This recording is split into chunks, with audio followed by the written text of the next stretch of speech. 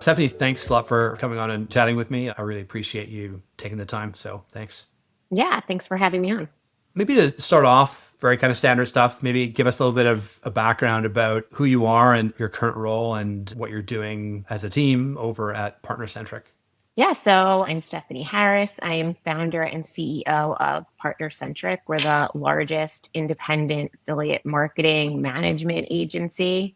I was going to say in the US, but probably the world at this point because there's not too many independents left, but definitely in the US. And we are a team of 50 fully distributed folks. We manage brands, companies that are anywhere from challenger brands to powerhouse brands across all different verticals, a team of experts, tacticians, marketing channel experts, technologists, strategists, all the things you could think of. We've been in the space over 20 years, which is pretty much like the grandparents of affiliate marketing at this point. I'm sure it'll give me gray hairs very soon. And yeah, that's just a little bit about what we do. How many people are at PartnerCentric right now? About 50. 50. 50 full Okay, time. very good. Yeah. Cool.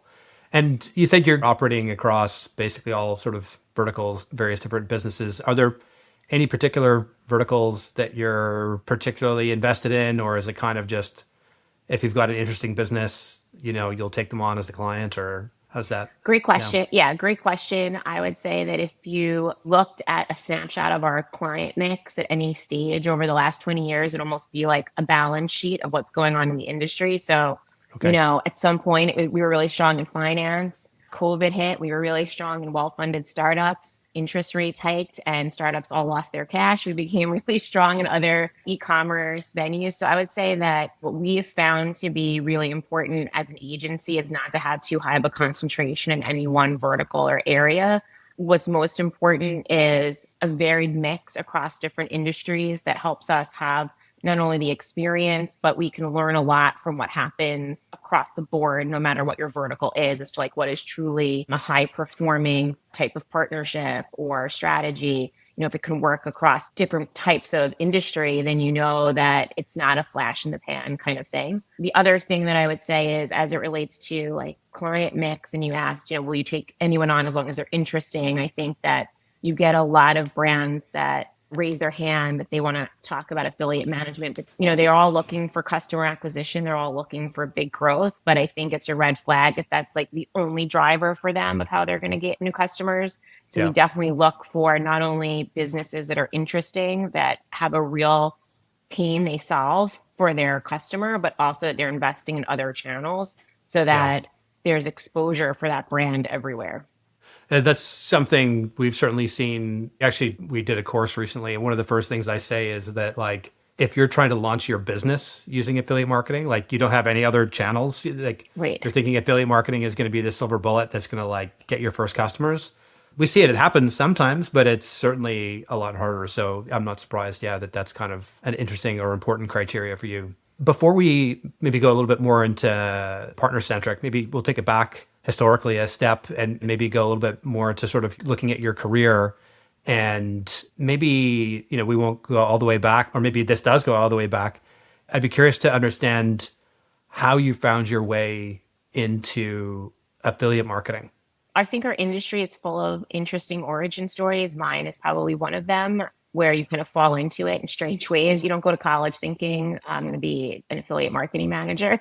When I get out, I thought I would be in publishing because I was a business and English major and didn't realize how poor publishing pays at some point. But I live in New York, and certainly like all the major publishing houses are here. So we did a lot of internships in college at the major publishing houses, and one that I went to was Scholastic, and I went to Binghamton University. So one of the internships I did while I was up in Binghamton was for a PR firm where she had me do a lot of web page development and things like that. So I had a full portfolio that I submitted to Scholastic. And so they got the idea that I was sort of like in the internet. This is like the very early 2000s. So they had like a software internet group there.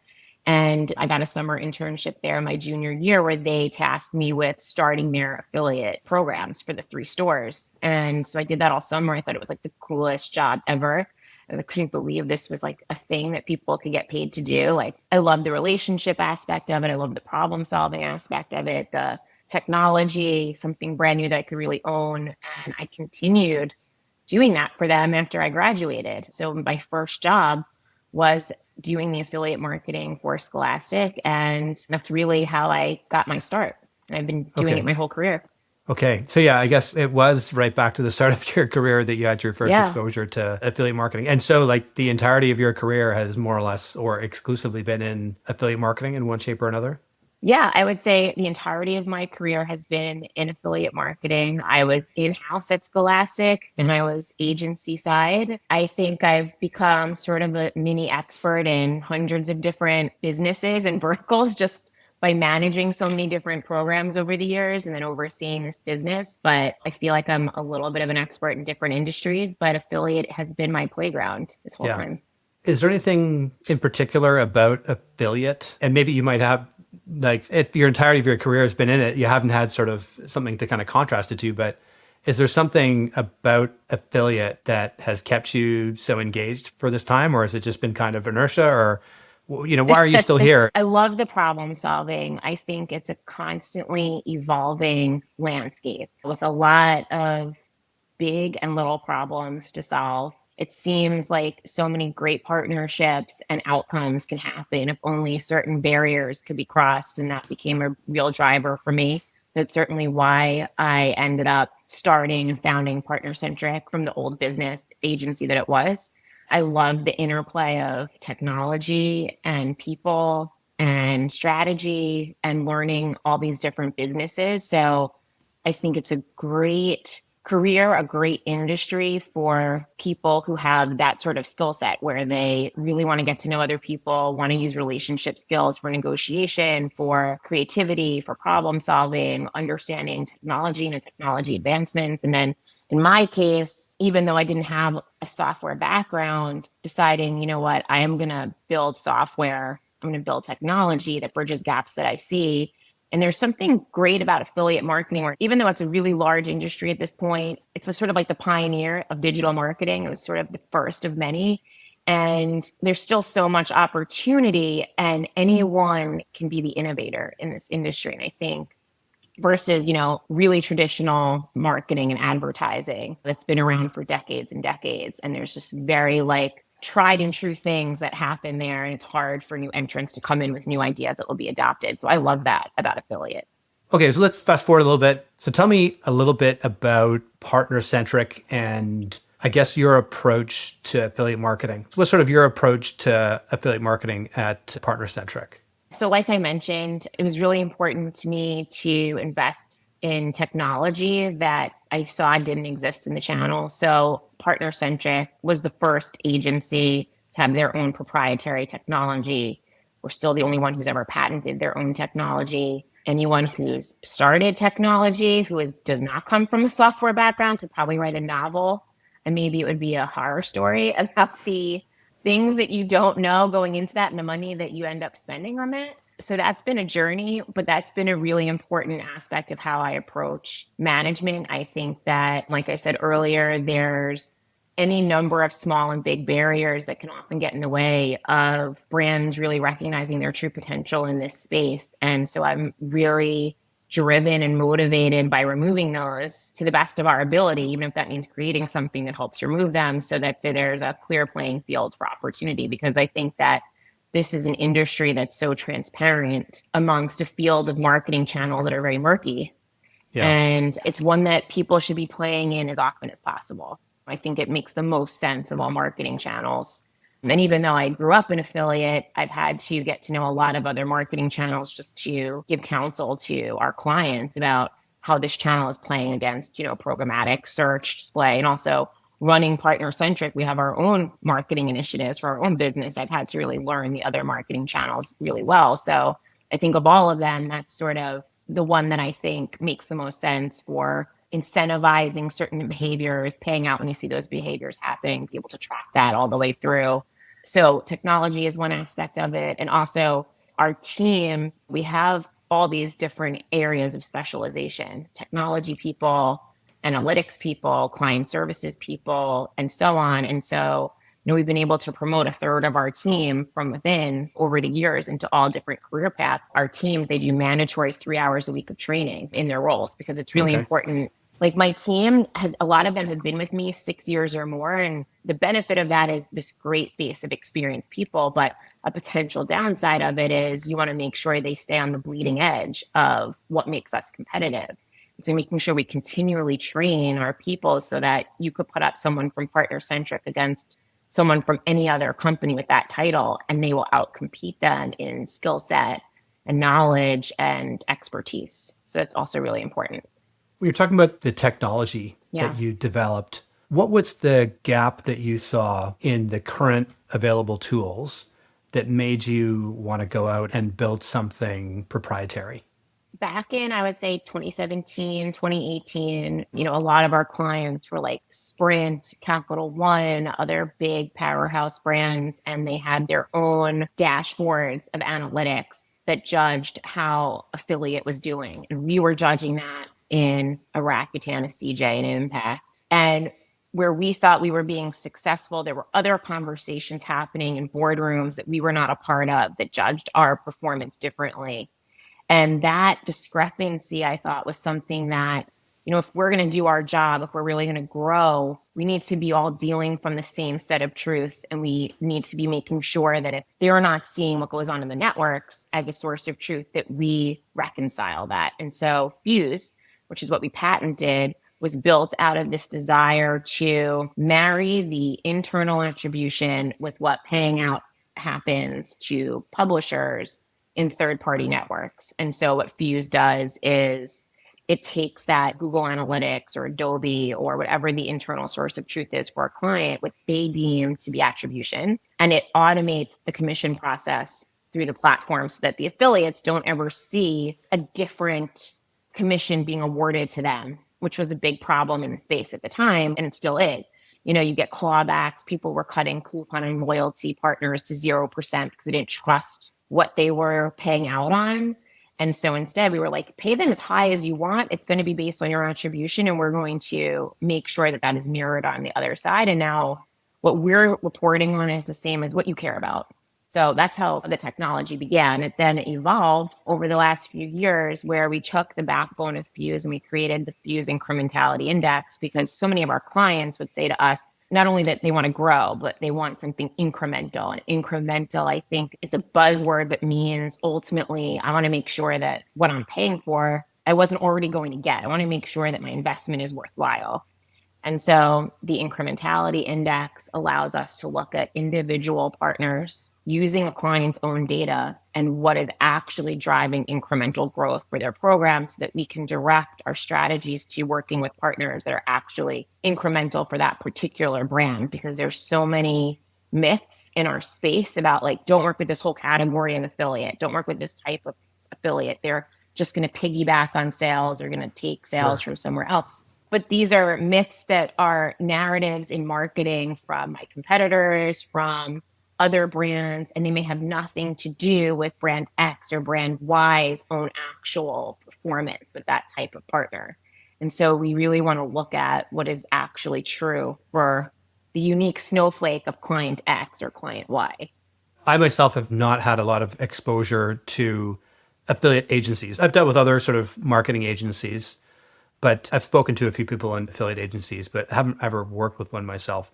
And so if you were to kind of give me sort of the general sort of elevator pitch in terms of why should a brand work with an affiliate agency as opposed to maybe doing it in-house, what are some of the sort of key considerations when it comes to making that kind of decision? So I think first and foremost, it's not a binary decision. I think that's a misconception. So I think that we have many clients that we've worked with in an advisory capacity, or that we've used our technology with them in some light consulting where we're working directly with an in-house team. And then you have others where they don't have the bandwidth, the headcount, the expertise, and they bring you in from soup to nuts to do everything for them. And they want to be as little involved as possible. So you have everything in between. So I don't think it's a binary decision, but I think when it makes sense, it's because you're kind of getting the best of both worlds. What you really need is someone who's an expert in the business, which is the client in their business. and you're an expert in the field, which would be us in this example, in affiliate. I think people who think they can tap on affiliate to 12 other responsibilities for one in-house person, and I was an in-house person like that once upon a time, you're not going to be able to give it the same breadth and depth of experience and TLC to really let it grow to its fullest potential and return on investment. Another thing I think that's important is if you're looking, like I have this with other marketing channels when I look to outsource for my own business, you want to work with someone who has done that thing over and over and over again for lots of different people, and the lessons learned and the insights that they have. In our case, all the investment in money and time that we've spent on our intellectual property and turned into tools. Because what is the point of expertise if you don't do something with it? You want to be able to guide your decisions based on objective data and then insights and do the thing based on that, instead of just like, let's try this and see what works. And if it doesn't, do I pull out of the channel? Was that a tactic that didn't work? Do I divest from this? So I think that partnering with an agency allows you to have the confidence that what you're investing in, what you're putting money into, the kinds of partners you're working with, there's reasoning and expertise and knowledge behind that, so that you're really taking the most educated guess as to how to move forward with your brand. So if ultimately it doesn't have legs or it's not the right fit in affiliate, you would know that versus, did I put enough time into it? Did I really know what I was doing? Was I working with the right platform partners? What have you? Something that we've certainly seen in our business is there are some merchants, some businesses that are better suited to affiliate than others. Have you, figured out like sort of a rubric or a formula that you would apply to? Like if a potential customer comes and says like, we're a real business, we're not looking to get our first customers from affiliate, and we're interested in affiliate, that you can kind of look at a customer, look at their business, and maybe even in your own mind, just quickly say like, yeah, I think it's going to work, or no, it's probably not going to work. So I mentioned earlier, we work with a lot of challenger brands. And I think what works with that is, even though they're a new entrant, a new brand, they're doing something different, they are challenging a known, often used category. For example, our clients, Hims and Hers, are challenger brands to traditional telemedicine and medical products. As a consumer, you know what these different products are, but this is a different way of going about them for like the millennial set versus going to a pharmacy after going to a doctor and trying to get, prescriptions for hair growth and things like that. So that works really well. When it's a struggle is, like I said earlier, if you're looking to get customer acquisition just from this channel, but no one knows you, no one really understands what your business is. It's not challenging a known way of doing things, and it's not an established brand, but it's a new brand that's doing a completely different thing that has no money backing any other ways of educating the customer. And you're expecting this one channel to not only do all the education, which also means that you need to get the affiliates to really want to promote it. And they don't necessarily want to promote something that's completely unheard of to their visitors. They don't want to use that real estate. And you have a brand that doesn't really have a budget to spend on paid placements and things like that to buy the real estate. Then it's not a winning formula. So it's not only the business model, but it's also, I think, like the culture of the brand. So like if they're collaborative, if they understand what the spend will look like, if they're willing to work with you to give you all the kinds of different creative and placements and things like that. And you're not doing the entire heavy lifting of creating a market. I think affiliate has a harder time creating a market when there's no dollars associated with that effort. This is something that I've been thinking about lately, and I talk to customers about, is how to think about where your affiliates sit within your marketing funnel, right? So like if you've got the bottom of the funnel, it's like high intent search keywords. Someone who searches best SaaS affiliate tracking software, maybe they'll come to Rewardful and they're high intent. Right. Whereas if someone goes on TikTok and sees someone talking about, whatever, that's probably pretty high up the funnel. So how do you think about the types of affiliates that you're going to try and work with for a client, and kind of where they sit within the marketing funnel and all of these other sort of interplays of different channels and things like that? Great question. And I would say we start by not having any preconceived notion with where, for that particular client, that partner is going to sit in funnel position, or for these other components of incrementality, which is really sort of the question. So this goes back to like, our incrementality index. So we'll look at the client's own data. We'll look at benchmarking data from our other clients for an incrementality index. And we'll look at like certain partners are going to be surprisingly much more helpful in retargeting a customer or creating a novel conversation with a customer that's the first time they've been touched as opposed to the 10th or 12th time. They are much higher in the funnel and they also appear lower in the funnel again later. So they're actually reactivating a customer. So there's a lot of different components that we look at to judge how a partner will perform for a client. And then if we haven't like been working with them for months and we don't have all of their data already in there, we'll look at what has worked, like I said earlier, across all kinds of verticals that we've worked with. And we'll look at 85, 90 clients over 2 years in that tool and say, okay, let's try these first. This seems like these customers have a similar profile to what the customer is for this client. And let's see what works from there. And then as we build their data set in our tools, then we're looking at their specific data as to how that performed when we did more with this particular influencer or that particular loyalty shopping site. And when it comes just generally speaking to affiliate recruitment and affiliate management, I mean, you can probably write a book about it, but what are sort of, I guess, some of the best practice in terms of, maybe we'll start with recruiting affiliates and where you're going to go to find partners. What are some of the sort of tried and true methods that you'll go back to? So when clients or prospects coming to us and, hey, we want to talk about being managed by you guys, and they'll mention they want content sites or they want to be in like the digital press publications, which, all sort of proliferated a lot after COVID. Before that, I think it was still like really the PR agencies that were getting placements on these. And then after it wasn't, it was affiliate programs with the commissioned links. What they're really saying is they want you, similar to what you just said earlier, you type into Google and like what comes up first for certain search terms. That's really where they want to be. I mean, you could do that for a lot of different, best couches delivered to your house. Short circuit their SEO or something like. Yes. And like, what are the top 30 results that come up from that and which ones will work on an affiliate basis? And you start outreaching there. Those are really the ones that they want to be on when they say they want to be on content. And I also think there's a huge opportunity in our space, post Chat GPT, post AI, all the new technologies that are coming in where we can do a lot more with bloggers, with the nano influencers, like the smaller guys who in the past, because of their size, have struggled to keep up from a content perspective. So much more real estate for our promotional stuff can go on those individual creators or content creators because they can have assisted writing from ChatGPT. They're going to be able to churn out a lot more content. And that gives us more inventory to say, hey, talk more about this hair loss product, talk more about this couch that gets delivered to your house. Right. Maybe we'll shift gears a little bit and just looking at like industry trends. How have you seen the affiliate industry change and evolve since the noughties to now? Right. How have you seen things kind of change and evolve?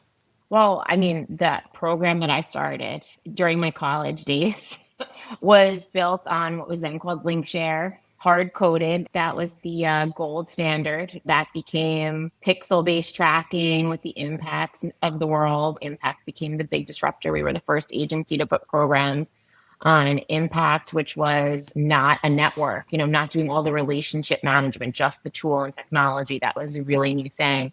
And then you fast forward to now and you see we're going to all be dealing with cookie deprecation, which I think has been really disruptive for a lot of marketers. We developed Fuse to sort of future-proof.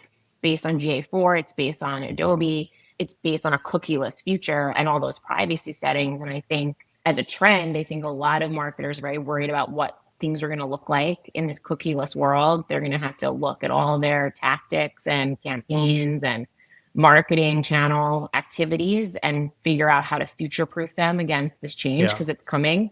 And then, like I said, there's all this AI, I think, that has transformed a lot of affiliate. Like you used to see mom and pop coupon and loyalty, the space was created on people who were like really like their own small entrepreneurs, loving coupons they found on the internet because people were trying to encourage others to shop online. It was a cheaper way for businesses to get sales. So they offered coupons.